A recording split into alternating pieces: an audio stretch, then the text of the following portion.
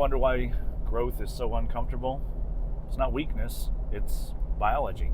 It's your brain's natural reaction to stress and adversity.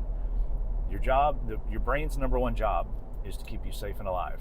It loves routine, it loves safety, and it loves comfort.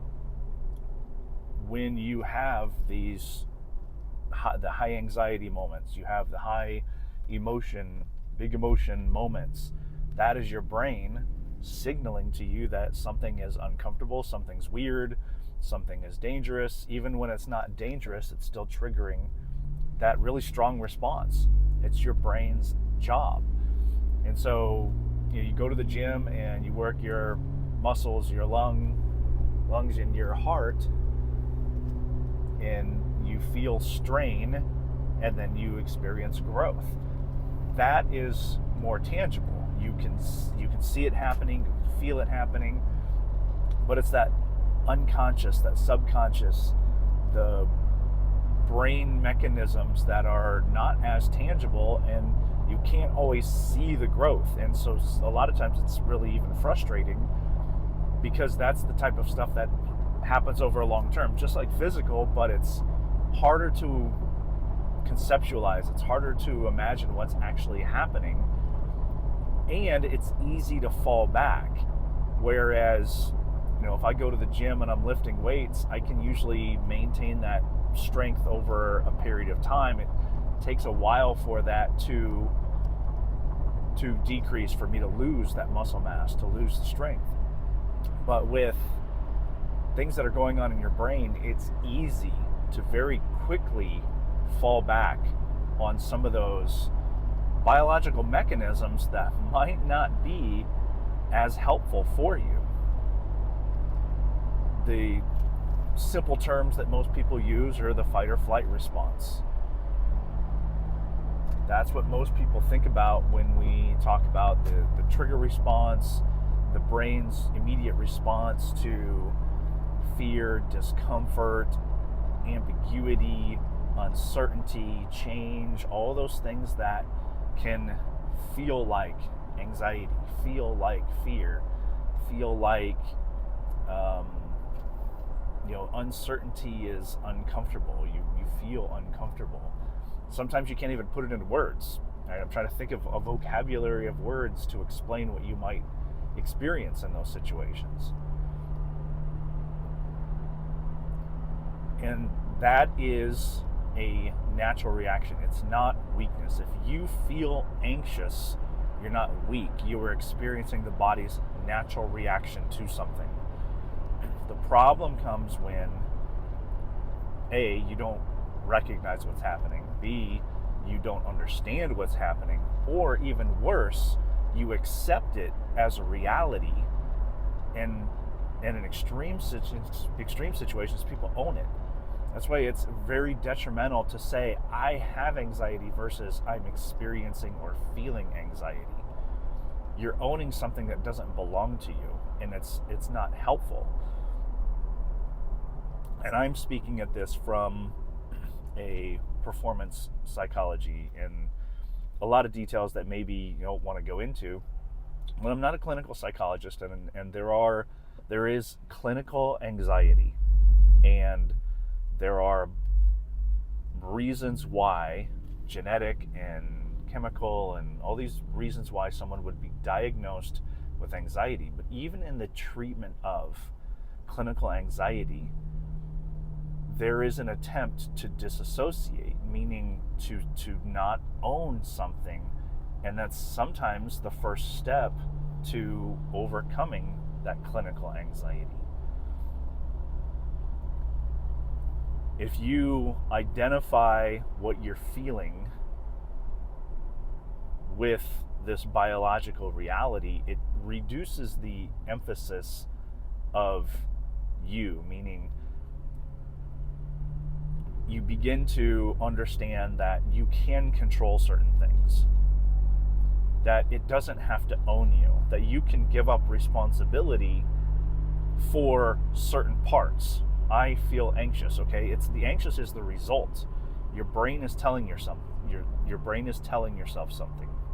There's some kind of self-talk going on in your head. You're saying something to yourself that is resulting in fear, anxiety, nervousness, even lack of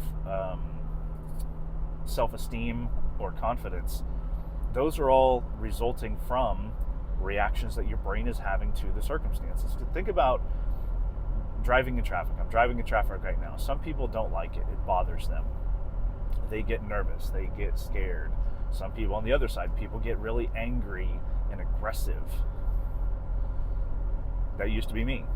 I used to get I had a really bad anger problem, and traffic would be one of my extreme triggers that I would just get upset, and then I would drive like a lunatic, and all the things that go along with that.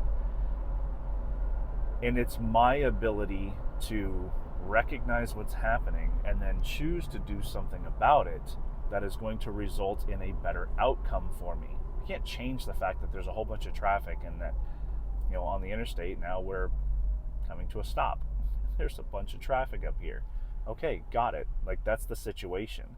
My brain is telling me something. It could be, oh my gosh, this is dangerous. It could be, oh, holy crap, these people are a bunch of idiots. Whatever it is that I'm saying to myself is going to impact the way I act in that situation.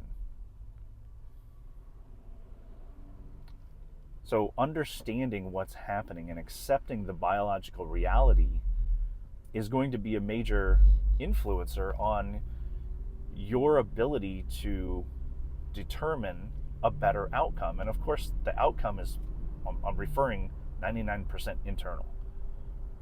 I can't change what's happening in front of me. I can't change what's happening around me. In some circumstances, I might be able to, but most of the time, your environment is not within your control. You might be able to influence certain things, but you're not going to be able to control very much. The control comes from within. And even my breathing and my heart rate is a result of my brain's reaction, that biological reaction to what I'm saying.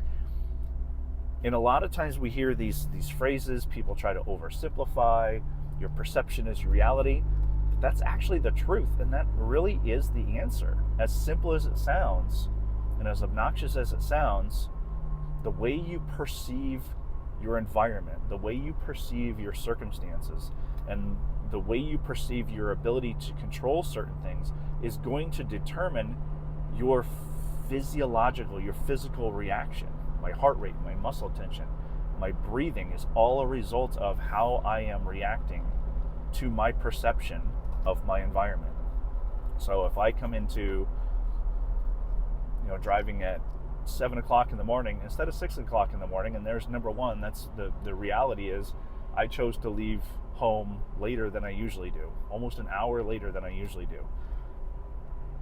I usually go to the gym in the morning before work so I can beat traffic, be closer to work, and then instead of driving an hour in traffic to get to work, I drive 35 minutes to the gym, work out, and drive 10 minutes to work. And it's a piece of cake. Not only is it less time, but it's less stress. But for whatever reason, I decided to leave. I was just moving a little bit slow, spending a little bit extra time with my wife, and decided to leave late.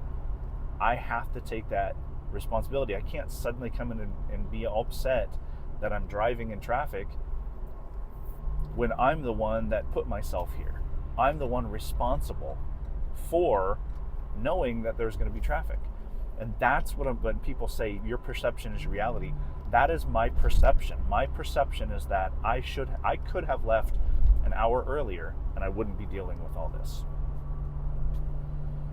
So there's this understanding the biological reality is extremely helpful so that you understand what it is that you can control, and it usually comes down to your thoughts and your perceptions.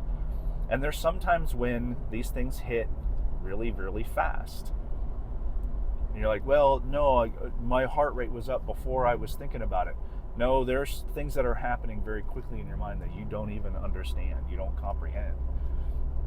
A very quick explanation, a study was done where they were trying to actually capture, they were trying to observe people's emotional reactions, and they were using functional MRI, which is a machine that allows them to see the brain's activity. And they put them under stress. I'm not going to go into detail. They put them under stress, and they were able to see the emotional reaction. So not only were they able to capture the brain's activity as it was experiencing the emotional reaction, they found one very interesting point they didn't know previously. It takes your brain 1/10 of a second to realize I just put up 2 fingers. It takes 1/10 of a second for the image to go through your eyes into your brain, and your brain to comprehend what was happening, right? 2 fingers.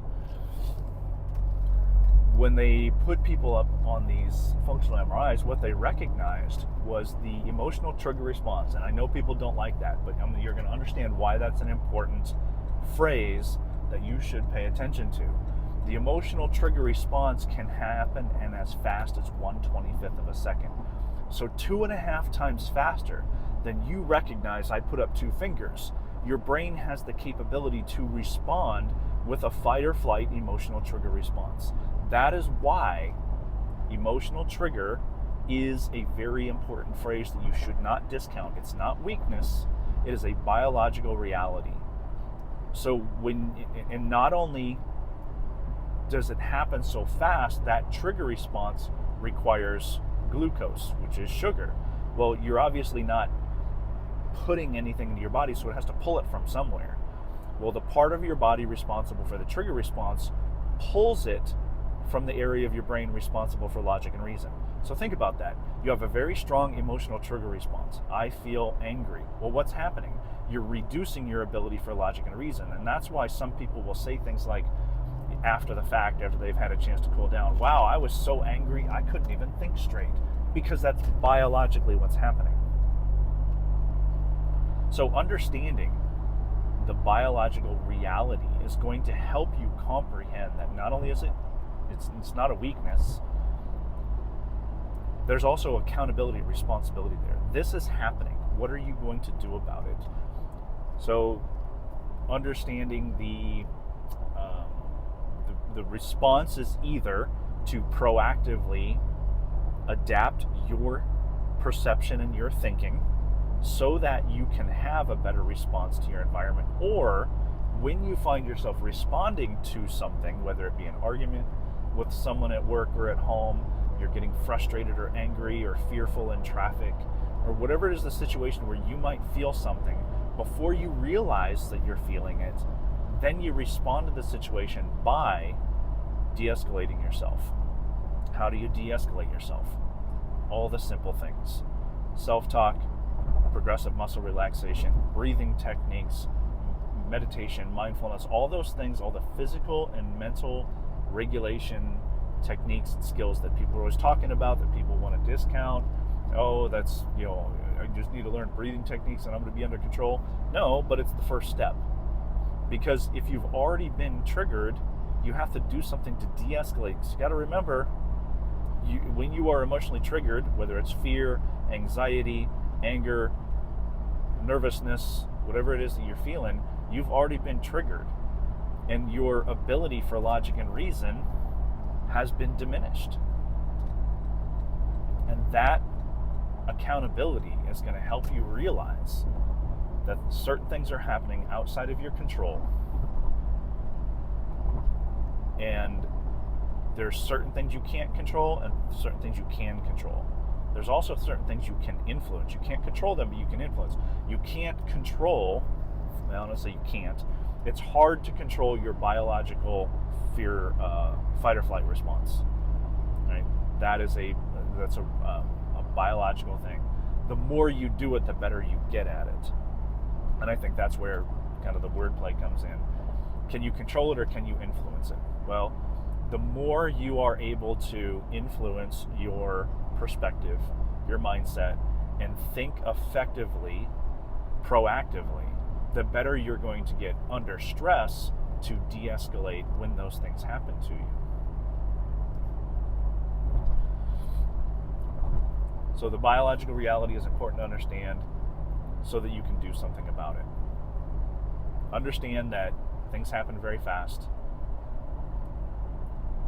and your power comes from your perception is your reality. Yes, that's true. What you say to yourself, your thoughts determine your emotions and your physical responses. But also the reverse is your physical response, if not understood, can significantly impact the way that you think about things. This vicious cycle, and it's this vicious circle. So learn to do something about it. Learn to manage what you can manage. And education is the first step. And it takes a pretty strong person to want to do something about those things rather than just constantly making excuses, being a victim of your circumstances. Instead of being a victim of your circumstances, you can choose to not be angry that you're sitting in traffic at 7 o'clock in the morning. Have a great day.